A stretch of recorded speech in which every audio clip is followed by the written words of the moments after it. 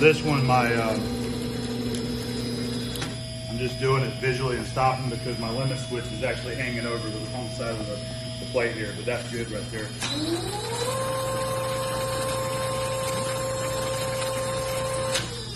we go.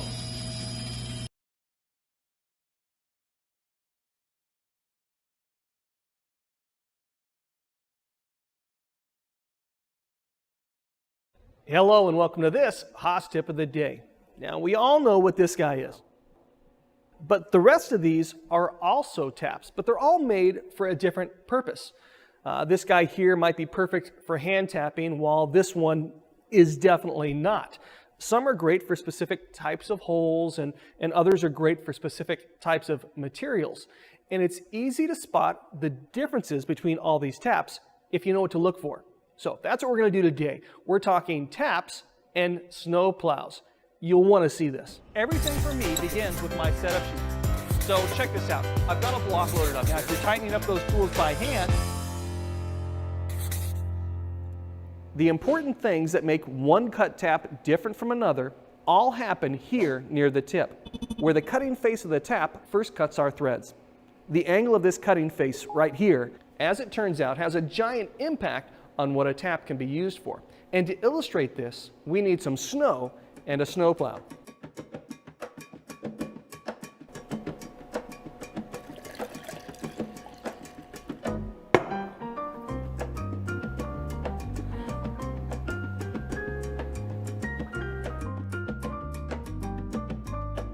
If our plow is set to a negative angle, which way do we expect the snow to be pushed? Hey, don't look at me like that. This is going to change the way we think about taps. Okay, of course, blade tilted left, the snow goes left, towards the bottom of your screen. Now if we rotate the blade, giving it a positive angle, we expect our snow to pile up on the other side, towards the top of your screen. And if we straighten up our blade, our snow is going to escape in any direction that it can, piling up both to the left and the right of our truck. We can tell which way that snow is going to be pushed based on the angle of our plow. And in the same way, we can tell which way chips are going to be pushed every time we tap based on the angle of our tap's cutting faces. Here I have 3 taps: a spiral point tap, a spiral flute tap, and a straight flute cutting tap. Yes, the flutes might be different between these taps, but I'd like for you to ignore that for now and focus only on the tip of the tap, on our cutting face where everything important happens. Now, just by picking up a tap, any tap, and looking at that cutting face, we should be able to tell which way the chips are going to go, up or down, just like we could tell which way the snow was going to go with our snowplow. A spiral point tap will force the chips downward into the hole. A spiral flute tap will pull the chips upwards out of the hole. And a straight flute tap will just shrug its shoulders and let the chips go up or down, whichever way they want to flow at that moment. Knowing which way those chips are going to go is really important. It's critical when choosing a tap or when programming a tap you've already chosen. Now, if I have a blind hole, which just means you can't see through it like we can with this one, you'll have to be really careful if using a spiral point tap. With a spiral point tap, the chips get forced in front of the tap. And if there's not enough room at the bottom of that hole, those squished chips are going to chip your tap or even break it. But not all chips are the same. Some of these materials leave long stringy chips when being machined. These long chipping materials, like some steels and aluminum, create this cut thread wire that has to go someplace, either out of the hole or deeper into it. Our spiral point or our spiral flute tap dictate which direction these chips are going to go based on their axial rake angles. That's the angle on that cutting face. Some materials, like cast iron, are short chipping, creating almost powdery chips. It's usually on these short chipping metals that we'd see a straight flute tap being used. Now, chip control is only half of our story. The other defining feature of our taps is the chamfer on the tip. These three taps show the difference between our three most common chamfer types: taper, plug, and bottoming. Now, here in the US, when we say plug tap, it's more than just a name. It's a technical term describing the chamfer on the cutting tip of our tap. 4 to 5 threads worth of chamfer is what makes a plug tap a plug tap. In the same way, a taper chamfer is usually 8 or 9 threads long, and a bottoming chamfer tap has a chamfer that is about 1 or 2 threads long. This is the vocabulary of taps, the grind on that cutting face, and the amount of chamfer before we reach a full thread is all wrapped up in the tap's name. Here is a straight flute plug tap. This one here is a spiral flute bottoming tap. And just from the name, we know that it's going to pull the chips out of the hole, and it's got about 2 threads worth of chamfer before it reaches that full thread diameter. This guy here is a straight flute bottoming tap with about 2 threads worth of lead in. And remember, any of these chamfer types, taper, bottoming, plug, can be applied to any of these tap styles. Okay, we know the names and what they mean. Here are some examples of why we might choose one tap over another. Now, this is our classic blind hole. This hole does not go through the part. The engineer has asked for 3/4 of an inch of full thread depth here, but the tap drill is not allowed to break through. With a plug tap, we know that our threads won't be able to reach deep enough with that 5-thread chamfer. So for this particular threaded hole, we'll need to go with a bottoming tap. And because we are tapping so near the bottom of this drilled hole, we don't want to be pushing chips with a spiral point tap. So we're going to go with a spiral flute bottoming chamfer tap. Once again, the only way we're going to be able to tap clean to the bottom of a hole is if there aren't any chips in the way. With this spiral point tap, you're not going to be able to get the tap all the way to the floor of the hole without breaking the tap on those chips. Spiral flute, spiral point.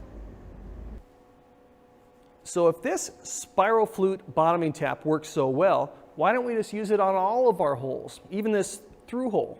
Well, these taps are often more expensive, but beyond that, they take the highest cutting force of all the taps on this table. What's happening is we're spreading the load over just the first couple threads, that first 2 threads of chamfer. That means that a bottoming tap is going to always wear out faster than a comparable plug tap. On top of this, a spiral flute tap is typically weaker than a spiral point tap at its core. The flutes on a spiral flute tap need to have enough room for the cut thread wire to escape, as well as for the coolant to find its way in. Because of these needs, the flutes are ground deeper on a spiral flute tap, leaving it with a weaker center core than its spiral point tap cousin. Now, if you broke a tap in the last year, chances are it was one of these spiral flute bottoming taps on tough material. It's a weaker tap. If you're breaking one of these spiral point taps, you're probably going into a blind hole and didn't give those chips anywhere to go. Our spiral point plug tap is usually our first choice whenever possible. Now, it has a thicker core because the flutes don't have to be ground deep enough for chips to escape through them. Now, the plug chamfer on this tap is spreading the load and wear over 4 or 5 threads, requiring lower torque and lasting much longer than a bottoming tap. Now, for these reasons, we're going to use a spiral point plug tap whenever we can, and we're going to save these spiral flute taps for special cases, like reaching the bottom of blind holes. Now, if we do have to hand tap something, it's best to grab a taper tap. The reason for this is that it self-aligns really easily on the hole. It straightens itself out. If you try and hand tap something right off the bat with a bottoming chamfer tap, you're going to have a hard time with alignment. This thing does not want to stay straight. So if hand tapping, grab yourself at least a plug chamfer tap, and best case, taper tap. Now, if you do have to go to the bottom of a blind hole, start off with a plug tap or a taper tap, and you'll work your way down to the bottoming tap. You can actually follow up the one tap with the other. Now, we've talked about taps and why we choose one over another, but as an NC G-code programmer, I need to know what tap I'm going to use before I write my program. It's important. Now, look at these bolts. These 3 tapped holes all used the exact same G-code program. They were all programmed using a G84 to Z-1 inch deep. But when I go to put the bolts in them, you can tell that some bolts are going in farther than others. So why are the heads of the bolts sticking out at different heights? Well, we use different taps, different chamfers on the taps. So we're not getting the full thread at the same point. This guy was created using a taper chamfer tap. This one was created using a plug tap. And here, this one was made with a bottoming tap. So if you're using a plug tap, you have to account for that extra 5 threads worth of pitch. You've got to program 5 threads deeper if you want to get to that full diameter. Just something you should keep in mind. We talked about cut taps today, and some of you are wondering why we didn't mention form taps. Well, form taps are amazing. They're used on ductile materials that can be crushed or have the threads formed into them. But there's so much that can be said about them that we thought they deserved their own video. But what we do have for you is a few tips that you can use if you're running into problems while tapping. Make sure your coolant concentration isn't low. Taps like higher coolant concentrations. Keeping your P-Cool properly set, or even going with a TSC through spindle coolant tap, will extend tool life as well. Check your program. We've made videos on how to calculate those tapping feed rates. And we'll want to make sure that we're running the correct tap drill diameter. Now, you can find this in the machinery's handbook. And remember, there's a range of drill sizes that you can use for any size tap. Use that to your advantage. Sometimes going with a larger diameter drill can make things easier on your tap while still keeping you within our spec. And always check your drill depths, accounting for the angles on those drills and your taps. Some taps are pointier than others, it's just the way they were ground, so you have to think about that before you run them. Now for your drills, a standard 118 degree included angle drill, you can just multiply the diameter times 0.3, and that's going to give you that point length. And finally, talk to your tool reps. These guys know more about tapping than we ever will. One thing I will mention is that if you're tapping on aluminum, you'll probably want to go with a bright finish tap, a nice polished, shiny surface, so the aluminum won't stick to it and gall. And we'll save the black oxide finishes for ferrous materials.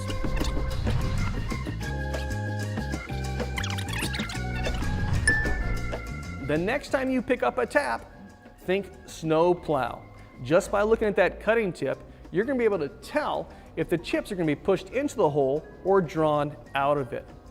Now, I want to mention that the names of the taps that we use today are kind of all based in the US, right? Plug tap, bottoming tap, that's universal, taper tap, but they might be called something different where you're working, in the UK or in Germany or Japan. Leave us a comment and tell us what these taps are called where you're at. I'd love to read them. Well, thanks for letting us be a part of your success and for watching this Haas Tip of the Day.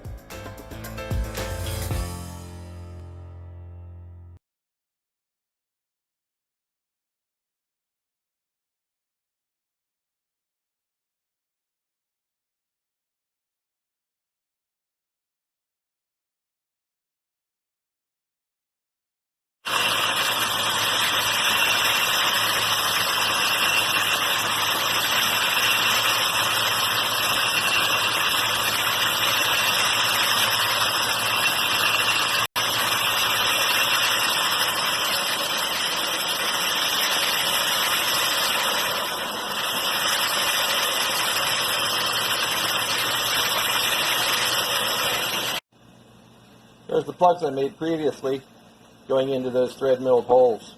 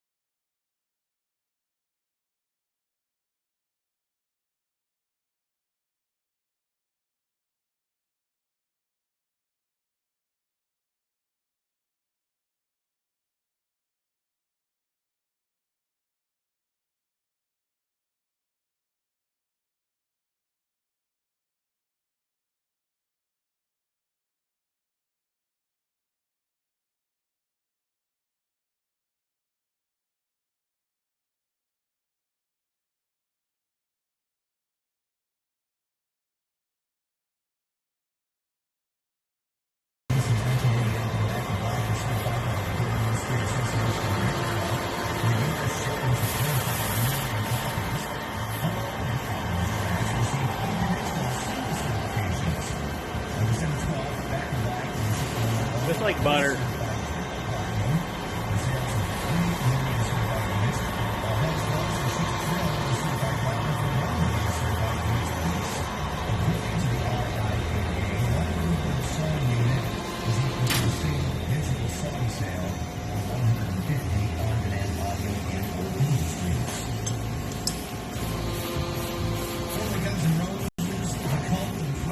And a few more.